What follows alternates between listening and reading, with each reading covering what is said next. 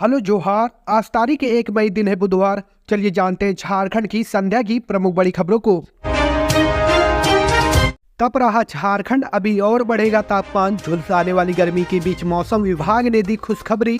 राजधानी में अभी गर्मी से राहत मिलने वाली नहीं है। मौसम विज्ञान केंद्र के अनुसार अगले 2 दिनों तक तापमान बढ़ने का अनुमान है। रांची सहित अन्य जिलों के लिए येलो व ऑरेंज अलर्ट जारी किया गया है। मौसम विज्ञान केंद्र की माने तो 1 मई को राज्य के पूर्वी व पश्चिम सिंहभूमि, सरायकेला खरसावां, बोकारो, धनबाद, देवघर, जामताड़ा, पाकुड़, दुमका, गोड्डा और साहिबगंज में हीट वेव को लेकर ऑरेंज अलर्ट जारी किया गया है। वहीं 5 और 6 मई को राज्य के उत्तर पूर्वी हिस्से यानी देवघर, दुमका, गोड्डा, पाकुड़, गिरिडीह, जामताड़ा और साहिबगंज में मेघ गर्जन के साथ हल्की वर्षा होने की संभावना है, जिसके बाद गर्मी से काफी राहत मिलेगी। मौसम वैज्ञानिक अभिषेक आनंद ने हिदायत देते हुए कहा कि दिन में 3 बजे तक धूप में न निकले। अगर निकलना है तो सिर पर टोपी और शरीर को ढककर ही निकले। पिछले 24 घंटे के मौसम की बात करें तो पूरे राज्य का मौसम शुष्क बना रहा। वहीं सरायकेला खरसावां, पूर्वी सिंहभूमि, पश्चिम सिंहभूमि जिले में कहीं कहीं हीट वेव का सर्वाधिक असर देखा गया।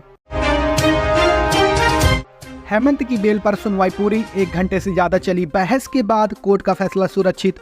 लैंड स्कैम केस के आरोपी झारखंड के पूर्व मुख्यमंत्री हेमंत सोरेन की जमानत याचिका पर रांची पीएमएलए की विशेष कोर्ट में सुनवाई हुई। मंगलवार की सुनवाई के दौरान हेमंत सोरेन और ईडी की ओर से लगभग 1 घंटे से ज्यादा समय तक बहस हुई। एक तरफ बचाव पक्ष यानी हेमंत सोरेन की ओर से उन्हें जमानत देने के लिए दलीलें पेश की गई, तो दूसरी तरफ ईडी की ओर से उनकी दलीलों का पुरजोर विरोध किया गया। दोनों पक्षों की बहस और दलीलों को सुनने के बाद कोर्ट ने अपना फैसला सुरक्षित रख लिया। अब कोर्ट क्या फैसला सुनाता है यह देखना काफी महत्वपूर्ण होगा।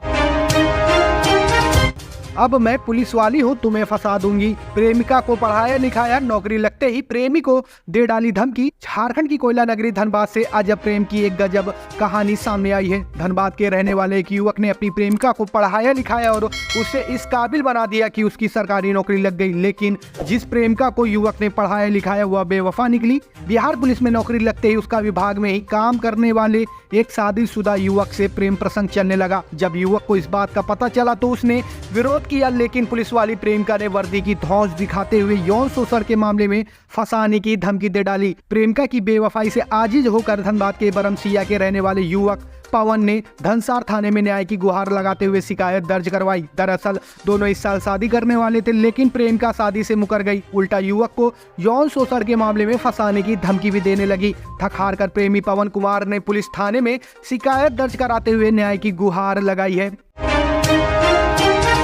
तीसरी फेज की वोटिंग से पहले झारखंड आ रहे पीएम मोदी। इन जगहों पर होगी जनसभा। लोकसभा चुनाव में 2 चरणों का मतदान खत्म हो गया है। झारखंड में चौथे चरण से वोटिंग शुरू होगी। प्रदेश की 14 सीटों के लिए 4 चरणों में मतदान होना है। ऐसे में सभी दलों की तैयारियां तेज हो गई हैं। इसी बीच प्रधानमंत्री मोदी झारखंड के दौरे पर आ रहे हैं। पीएम मोदी चाईबासा, पलामू और लोहरदगा में जनसभा को संबोधित करेंगे। 3 मई शुक्रवार को दिन में 3 बजे चाईबासा में प्रधानमंत्री नरेंद्र मोदी भाजपा प्रत्याशी गीता कोड़ा के लिए चुनाव प्रचार करेंगे। 4 मई को सुबह 9:30 बजे पलामू के चियांकी हवाई अड्डे में पीएम मोदी जनसभा को संबोधित करेंगे। उसी दिन दोपहर 12:30 बजे से लोहरदगा लोकसभा के गुमला जिले के सिसाई में जनसभा को संबोधित करेंगे। रांची बीजेपी प्रत्याशी संजय सेठ ने बताया कि झारखंड के दौरे पर आ रहे प्रधानमंत्री मोदी 2 दिन में ताबड़तोड़ रैलियां करेंगे। लोकसभा चुनाव के लिए 2 चरणों का मतदान खत्म हो गया है। झारखंड में चौथे चरण से वोटिंग शुरू होगी। रांची में क्यों हो रहा इतना पावर कट, बिजली विभाग ने बताई बड़ी वजह। अब डोर टू डोर होगा सर्वे। राजधानी में जैसे जैसे गर्मी बढ़ रही है वैसे वैसे शहर में बिजली की समस्या भी तेजी से बढ़ रही है। पिछले 1 सप्ताह में शहर के वीवीआईपी क्षेत्रों को छोड़कर दूसरे सभी क्षेत्रों में लोड शेडिंग की समस्या जारी है। कई क्षेत्रों में 2 घंटे से अधिक तक बिजली काटी जा रही है। विभाग इसे लेकर लोकल फॉल्ट बता रहा है। वहीं इधर शहर में बढ़ती गर्मी और उमस के साथ लो वोल्टेज की समस्या ने लोगों की परेशानी बढ़ा दी है। लो वोल्टेज के कारण मोटर नहीं चल पा रहा है, जिससे पानी की भी समस्या पैदा हो जा रही है। आपको बता दें, विभाग ने शहर के घनी आबादी वाले क्षेत्र काडरू, हिंदी पीठी, केतारी बागान, चुटिया, मौलाना आजाद बस्ती, कांटा टोली, डोरंडा, मनीटोला, सीरम टोली चौक, जगन्नाथपुर, बरियातू हाउसिंग कॉलोनी, हारमू चौक, विद्यानगर समेत आसपास के क्षेत्रों में लो वोल्टेज के मामले सामने आ रहे हैं। विभाग राजधानी में लो वोल्टेज की समस्या का कारण लोड से ज्यादा बिजली की खपत मान रहा है। विभाग ने महाप्रबंधन पीके श्रीवास्तव ने बताया कि लोग बिना सूचना के व कनेक्शन के लोड बढ़ा देते हैं। 1.5 से 2 टन के एसी का उपयोग कर रहे हैं। जल्द ही लोड से संबंधित सर्वे घर घर किया जाएगा, कार्रवाई भी की जाएगी। 71 करोड़ 11 लाख रुपए हुए अब तक बरामद। झारखंड में हुआ बड़ा एक्शन।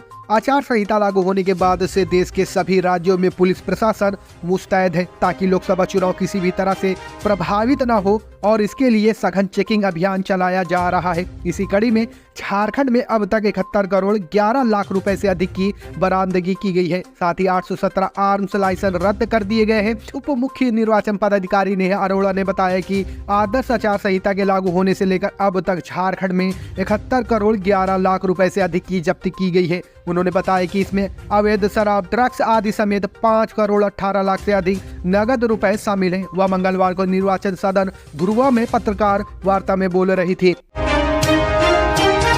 रांची से आरा आने जाने वाली ट्रेन में अब आसानी से मिल जाएंगी टिकट। रेलवे विभाग ने उठाया कदम।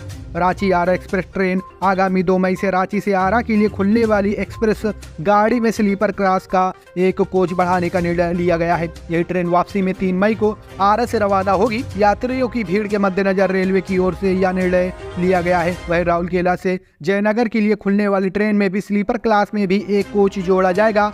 यह ट्रेन राउरकेला से 2 मई को रवाना होगी। यह सुविधा यात्रियों को 30 जून तक मुहैया कराने का निर्णय लिया गया है। कोच बढ़ाने की मांग लंबे समय से की जा रही थी। रेलवे अधिकारियों का कहना है कि यात्रियों की भीड़ को नियंत्रित करने के लिए रेलवे की ओर से यह कदम उठाया गया है। अधिकारियों का कहना है कि यात्रियों की सुविधा के लिए रेलवे हमेशा तत्पर रहता है। उसी के तहत यह कदम उठाया गया है। 4.5 साल में दोगुनी हुई ढिल्लू की संपत्ति, 10 गुना बढ़े मुकदमे। धनबाद लोकसभा क्षेत्र से भाजपा के टिकट पर भाग्य आजमा रहे ढिल्लू महतो की संपत्ति 4.5 साल में बढ़कर 2 गुनी से अधिक हो गई, जबकि उनके खिलाफ न्यायालय में दर्ज मामलों की संख्या में 10 गुने का इजाफा हुआ। मंगलवार को नामांकन दाखिल करने के दौरान ढिल्लू ने जो शपथ पत्र दिया है उससे यह खुलासा हुआ है। उन्हें 2 मामलों में निचली और सत्र न्यायालय में सजा हो चुकी है। दोनों मामलों में उन्हें अपील दायर की है। ढिल्लू महतो ने बाघमारा विधानसभा चुनाव में जो शपथ पत्र दिया था उसमें और उनके परिवार की कुल संपत्ति 3 करोड़ 33,55,483 रुपए थी, जबकि मंगलवार को दाखिल शपथ पत्र में उन्होंने अपनी और अपने परिवार की कुल संपत्ति का जो ब्यौरा दिया है उसके अनुसार उनकी चल और अचल संपत्ति 7 करोड़ 1,20,183 रुपए बताई गई है। ढिल्लू महतो और उनके परिवार पर 80 लाख रुपए से अधिक का ऋण भी है। विधानसभा चुनाव के दौरान उनके विरुद्ध सिर्फ 2 आपराधिक मामले लंबित थे, जबकि अभी उनके खिलाफ 20 मामले विभिन्न थानों व न्यायालयों में लंबित हैं। सजा को चुनौती देने वाले दोनों मामले इससे पृथक हैं। ढिल्लू महतो और उनकी पत्नी को मिलाकर 6 लाइसेंसी हथियार हैं। दोनों के पास एक पिस्टल, एक राइफल और एक बंदूक है। पिछले 4 वर्षों में ढिल्लू या उनकी पत्नी या बच्चे के नाम पर सिर्फ एक इनोवा गाड़ी खरीदी गई है। ढिल्लू के पास 18 ग्राम और उनकी पत्नी के पास करीब 55 ग्राम के वजन के बराबर सोने के आभूषण है। घर में 12 घंटे के अंदर 2 सुसाइड, क्या बोल रहा मम्मी पापा को खोने वाला 5 साल का बच्चा। झारखंड के रांची से एक दिल दहला देने वाली खबर सामने आई है। एक ही घर में 12 घंटे के भीतर 2 लोगों ने सुसाइड कर लिया। जानकारी के मुताबिक छोटा मुरी बाजार की रहने वाली शिक्षिका संध्या देवी ने 29 अप्रैल की दोपहर अपने घर में फांसी लगा ली। घटना से आहत 27 वर्षीय पति मुकुंद शर्मा ने भी 12 घंटे के बाद अपने कमरे में फांसी लगाकर जान दे दी। घटना के संबंध में संध्या की देवरानी पूनम देवी ने बताया कि सोमवार को दोपहर में खाना खाने के बाद वह रूम से बाहर नहीं निकली।